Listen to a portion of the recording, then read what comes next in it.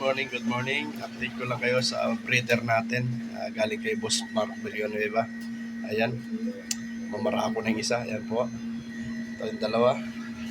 So, ayan yung dalawa. So, ito pa yung mga dalawa. Ayan. Ito pa yung dalawa. Ayan po. Di bali, 4 na pares po yan. So, mag-uumpisa tayo ulit dyan sa 4 na pares na yan. Ayan. Dito tayo mag-uumpisa ulit sa 4 na pares. Titignan natin kung anong ilalabas niya.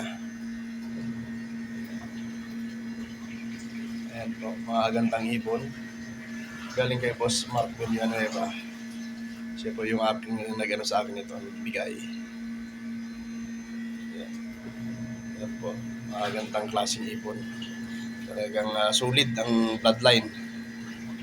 Ito mga ibon ito, napakasulit. Lalaki. Ayan po.